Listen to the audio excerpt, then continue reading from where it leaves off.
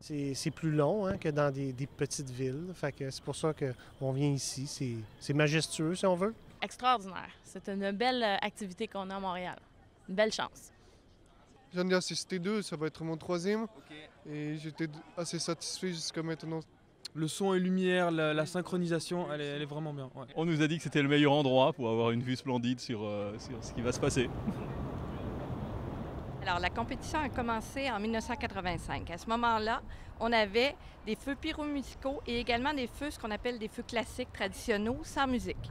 En 1987, on a décidé que ça devenait une compétition entièrement pyromusicale. Et depuis lors, on invite entre 8 à 9 firmes par année en compétition pour obtenir, si possible, un Jupiter d'or, qui est quand même un gage de reconnaissance qu'on est capable de faire un feu pyromusical de 30 minutes minimum.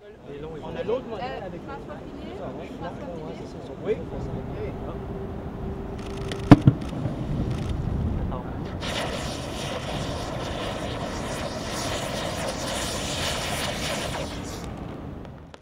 Là, on vient d'assister à un test de feu d'artifice. Qu'est-ce que ça prend pour avoir un bon feu?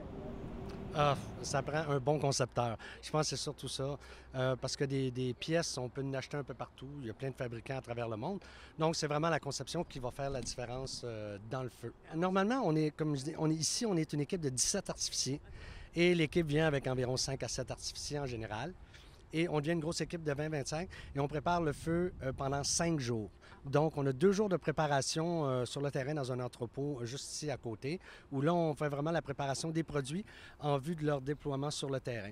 Et ensuite, 3 journées pour déployer tout le matériel sur le terrain et faire les tests pour être sûr que tout fonctionne bien avant le feu. Je suis là directement dans la cabine de tir avec la firme pour m'assurer que tout va bien et pour prévenir s'il y a des problèmes, pour essayer de trouver des solutions à ce moment-là, parce que des fois, il faut faire ça très, très vite. Comme un bon exemple, c'est hier, justement, on a eu un feu des États-Unis et on a dû retarder le feu 30 secondes avant la mise à feu de quelques minutes, justement, parce que les vents étaient forts un peu.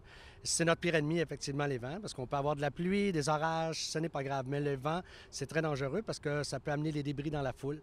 Donc, à ce moment-là, alors c'est des décisions ou des choses qui doivent se faire très rapidement et ça se fait à la cabine de tir à ce moment-là en haut.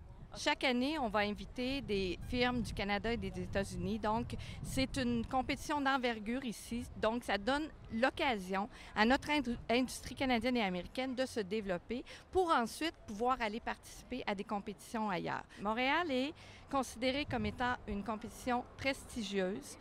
Ça a l'avantage de donner à une firme de dire, vous êtes capable de faire un grand feu majeur de 30 minutes. Ça va les aider lorsqu'ils vont poser leur candidature lors de Jeux olympiques, lors de finales de Jeux du monde, de finales de soccer. C'est une carte de visite. Tous les pays vont nous dire, c'est vraiment les Jeux olympiques des feux d'artifice. Chaque année, il y a à peu près 500 personnes qui postulent, qui posent leur candidature pour faire partie du jury. On ne demande pas qu'ils soient des spécialistes. On demande qu'ils soient le public qui aime des feux. Ensuite, on fait un tirage au sort. On en sélectionne à peu près une centaine. Et ensuite de ça, on commence à demander plus de précision. Pourquoi vous voulez être jury? On en retient une cinquantaine environ. Et ensuite, on passe des entrevues. On passe des entrevues avec les gens et on en retient environ une vingtaine. Et ensuite de ça, il y a une journée de formation où je leur donne tous les trucs un peu, les critères, comment ils doivent juger ça. Et on ne veut pas faire du jury des gens spécialistes. On veut vraiment qu'ils reflètent la population. Donc, on a autant d'hommes que de femmes dans les différentes catégories d'âge de Montréal et des environs. Donc, on essaie que ça soit représentatif de la population. Puis, à ce moment-là, c'est ça, on leur donne un cours. Puis, on veut qu'ils jugent comme le public le jugerait, dans le fond. Et c'est une tâche, une responsabilité qu'ils appréhendent un peu parce qu'ils se disent c'est important pour la firme de gagner, alors on doit choisir les bons. Jusqu'à maintenant, j'ai trouvé les États-Unis, c'était bien. États-Unis, Italie. La soie, c'est l'Italie. Ah, OK. C'est bon. C'est quoi votre pronostic, là? Ben, je pense que ça va être dur à battre les États-Unis cette année, sérieusement. Là, ils ont fait... J'aime pas ça le dire, mais c'est vrai. Faut l'admettre. L'Italie. Ah, je trouve que l'Italie, elle était pas mal. J'ai vu le Canada. Ah, il y en a plein.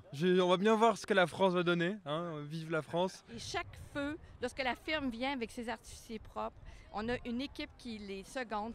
Chaque feu de chaque pays devient notre feu. Alors, c'est une grande famille qui tient à ce que chaque pièce parte dans le ciel pour le bonheur des spectateurs qui sont sur la ronde. Selon nos études de retombées économiques, dont une que nous avons fait l'an dernier, c'est près de 3 millions de personnes qui voient l'ensemble des 9 ou 10 feux. Alors, sur la ronde, sur le pont, un peu partout, sur l'une ou l'autre rive. Pour nous, c'est important.